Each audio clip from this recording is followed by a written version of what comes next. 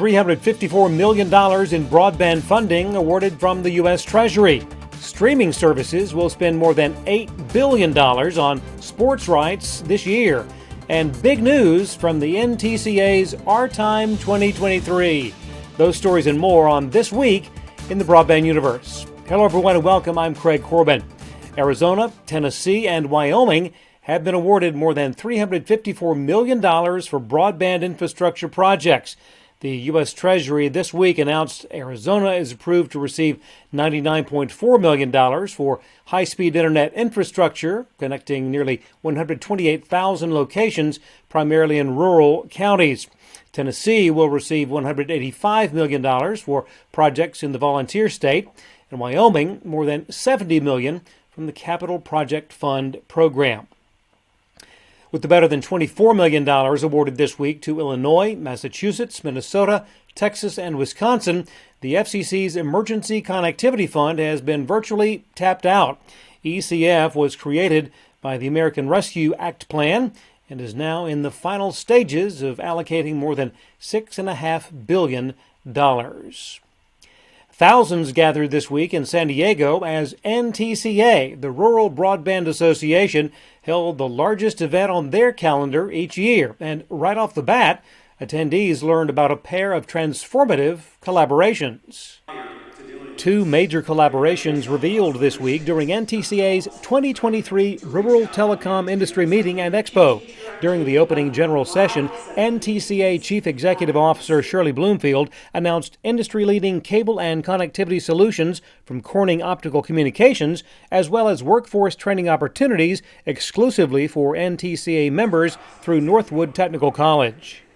Northwood Tech President Dr. John Will spoke about how the collaboration will grow the broadband workforce and better connect rural communities. We're a technical college in northwest Wisconsin, and we've developed a virtual curriculum to help provide entry-level training for rural broadband companies. And the great thing about it is that because it's virtual, it can be offered throughout the United States. And so we're out here talking to companies about what we have to offer and what they need, and are hoping that we can make some good connections. In a lot of the areas and a lot of the companies that we're talking to, there isn't access to a higher education institution.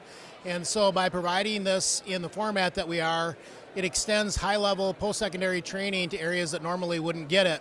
And so I think with the workforce development issues and upcoming infrastructure initiatives that are happening in the country, this is an important step to take, and we're really excited to be partnering with NTCA on it. Keith Martin, Vice President of Emerging Carrier Markets with Corning Optical Communications, was on hand to talk about the connectivity innovations which will assist in connecting the unconnected. It is a big commitment, but it's important that we actually carve this out because the market, as you know, during COVID went a little bit crazy.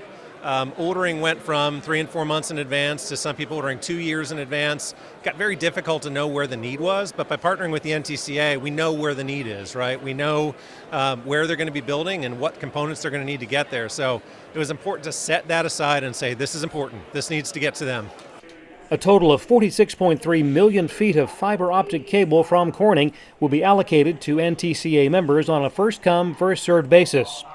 More than 2,000 leaders and suppliers of rural community-based broadband providers attended this year's Our Time event, which featured a sold-out exposition hall at the Manchester Grand Hyatt Waterfront Hotel in San Diego. From the opening session, Our Time 23 was a huge success for the NTCA. In San Diego, Craig Corbin with the Broadband Universe. Cord cutting continues to hit Altice USA in both video and broadband subscribers. The company this week reporting an annual drop of nearly 300,000 customers and a fourth quarter loss of $193 million. And finally, it would appear that streaming services are going to open up the pocketbook this year, according to a report by Ampere Analysis. $8.5 billion will be spent on sports rights, in large part thanks to new major NFL deals with Amazon and YouTube. That marks an increase of 64% from last year and will account for more than 1/5 of all sports rights investment. And the spending certainly isn't just here in the U.S. Leading the way, global OTT sports streaming service DAZN, which accounted for 54% of all sports rights spending last year. Thanks for watching. We'll see you next time right here on This Week in the Broadband Universe.